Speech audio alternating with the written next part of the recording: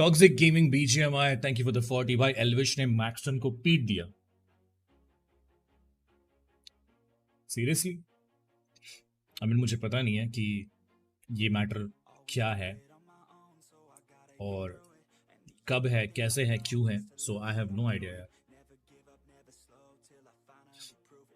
डानो, आज टीम ने 6 मैच में 54 पॉइंट्स निकाले। अच्छे जा रहे, अच्छे जा रहे, अच्छे जा रहे हैं।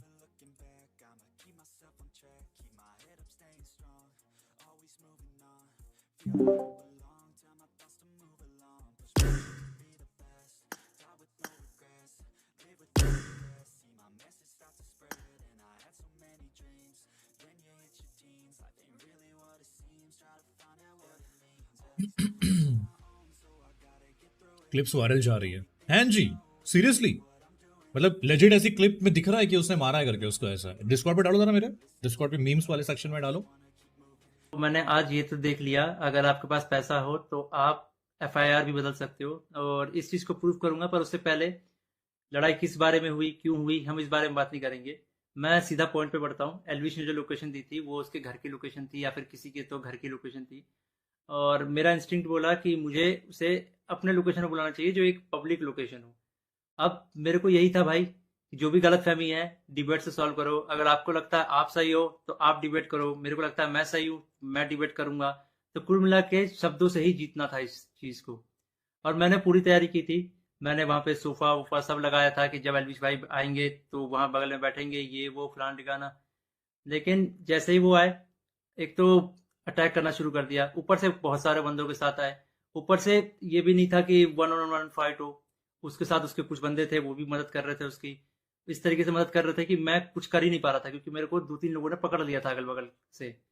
अब जब लड़ाई हुई, लड़ाई के बीच में ही एल्विश ने मेरे को लगभग ये अपने घुटनों से नाक पे मारा, कई बार हाथों से मेरे सिर्फ मुंह पे मारा। और जब मारा उसके बाद उसने बगल से एक फोन भी उठाया जो दूसरे एंगल पे रिकॉर्डेड है, और फोन से मेरे स्पाइन पे मारा। और आप सभी को पता है अगर स्पाइन पे गलती से भी स्पाइन टूटता है तो आप जिंदगी भर के लिए लावारिस हो सकते हो, अपाहिज हो सकते हो। तो उसके बावजूद उसने मारा मारा। और उसके बाद उसने क्या किया, जान से मारने की धमकी भी दे दी। अब जान से मारने की धमकी एक दो बार नहीं दी, मल्टीपल टाइम्स दी। कम से कम जितना मुझे पता है 3 बार तो दी ही थी उसने धमकी जान से मारने की। और ऑफ कैमरा भी उसने कई बार जान से मारने की धमकी दी। अब ये सब होने के बाद जब लड़ाई वड़ाई खत्म हो गई, तो उसके बाद वो वापस जा रहे थे, तो वो जो बंदे लाया था उनमें से कुछ बंदे मेरे को, मतलब होता है ना एक प्यार से धमकाने वाला सीन, कि भाई सॉरी बोल दे, क्यों ले रहा है पंगे, ये वो। भाई मैं तो अपने चीज़ों पे अटल था। मैंने बोला मैं सॉरी तो नहीं बोलूंगा, क्योंकि मैंने गलती तो की नहीं है। उसके बाद एल्विस ने भी थोड़ा ट्राई किया था सॉरी बुलवाने के लिए, लेकिन मैंने उसको भी सॉरी नहीं बोला। और ये सब जब हुआ तो शुरू में मेरे को लगा मेरे को सिर्फ यहाँ चोट आई है, क्योंकि मेरे को कहीं पे भी दर्द फील नहीं हो रहा था। तो मेरे को शुरू शुरू में सिर्फ यहाँ चोट आई।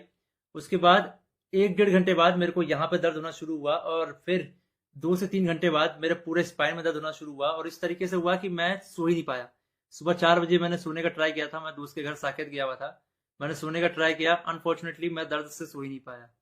उसके बाद हम जब दर्द हो रहा था तो हम गए वहाँ पे मैक्स हॉस्पिटल साकेत के, मेडिकल निकलवाने। तो उन्होंने मना कर दिया, विदाउट एफआईआर नहीं होगा। तो मेरा यही था, मेरा दिमाग शॉक में था, एफआईआर हमने की नहीं थी। फिर हमने डिसाइड किया कि दोपहर के 12 बजे के आसपास हम एफआईआर करेंगे लॉन्च, और उसके बाद मेडिकल करवा लेंगे पुलिस की मदद से ही।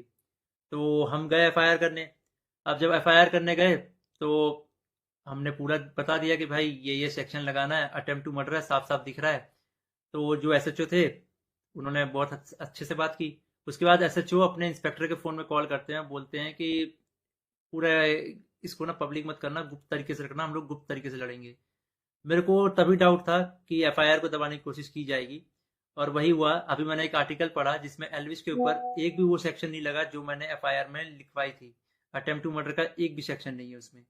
तो कुल मिला के मैं क्या समझूं, अगर आपके पास पैसा हो तो आप एफआईआर भी बदल सकते हो।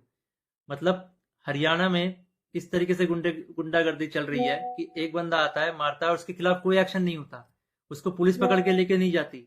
यहाँ पे इस बात को 24 घंटे हो चुके हैं, और वो बंदा अभी हंस रहा होगा कि उसको कोई पकड़ के नहीं ले गया, उसको फर्क ही नहीं पड़ा होगा। मैं हरियाणा के सीएम खट्टर जी से रिक्वेस्ट करना चाहूंगा कि इस गुंडे एलविश यादव को अरेस्ट करवाओ, इसका बैकग्राउंड बहुत खराब है। जिस तरीके से ये यूथ को इंस्पायर कर रहा है, वायलेंस को प्रमोट कर रहा है, उससे साफ साफ पता लग रहा है यूथ बहुत गलत वे में मोटिवेट हो रही है इससे, और ये चीज़ बहुत ही खराब है। तो खट्टर जी, मैं इंडिया के कानून पे बहुत भरोसा करता हूँ, लेकिन अगर यहाँ पे नाइंसाफी हुई तो एक तरीके से बहुत सारे लोगों को ये तो समझ में आ जाएगा कि इंडिया का कानून सिर्फ गरीबों के लिए बना है, अमीरों के लिए नहीं बना है। तो मैं नहीं चाहता कि ये कानून भी, ये एफआईआर भी दब जाए, और साफ साफ पता लग रहा है दबाने की कोशिश की जा रही है इस एफआईआर को। अगर ये एफआईआर दबता है तो ये इंडिया के कानून की हार है। मैं आप लोगों से रिक्वेस्ट करूंगा, गुरुग्राम पुलिस को और खट्टर जी को इस ट्वीट में टैग करो, और उनको रिक्वेस्ट करो कि एलविश यादव को जितनी जल्दी हो सके, इस गुंडे को जितनी जल्दी हो सके अरेस्ट करा जाए। क्योंकि अगर कोई भी ऐसे मार के निकल जाएगा और फिर अपने स्टोरी में डालेगा कि भाई वर्क डन, तो खुल्लम खुल्ला यही है कि वो वायलेंस को प्रमोट कर रहा है और उसको पता है कि उसका कोई कुछ नहीं बिगाड़ सकता। तो एक तरीके से ये इंडिया के कानून की हार है। तो अभी जो मैं एफआईआर लिखवा के आया था, मुझे उसकी कॉपी भी नहीं मिली, और मुझे लगता है मिलेगी भी नहीं। बोला तो वैसे सुबह मिल जाएगी, लेकिन आई डोंट थिंक सो, क्योंकि आर्टिकल में साफ साफ दिख रहा है कि एफआईआर के जो सेक्शन है वो बहुत अलग किए गए हैं। तो इंडिया के कानून का मजाक ना बने, तो आप लोगों से एक आखिरी बार रिक्वेस्ट है, सीएम खट्टर जी को गुरुग्राम पुलिस के ऊपर टैग से टैग किया जाए, ताकि ये मामले को वो लोग सीरियसली ले। इन द एंड, अगर इस बीच में मुझे कुछ भी होता है, मेरे पे कोई भी जानलेवा हमला होता है, इसका जिम्मेदार एलविश यादव होगा, या फिर उसके दोस्त होंगे, या फिर गुरुग्राम पुलिस होगी जिसने मेरे एफआईआर को पूरा का पूरा बदल दिया और पता नहीं क्या एफआईआर लिख दिया। और ये ये इंडियन कानून की बेइज्जती है, ये तो मैंने देख लिया। कुछ नहीं भाई, अगर तुम्हारे पास पैसा हो तो कुछ भी कर सकते हो, ये तो मैंने देख लिया भाई।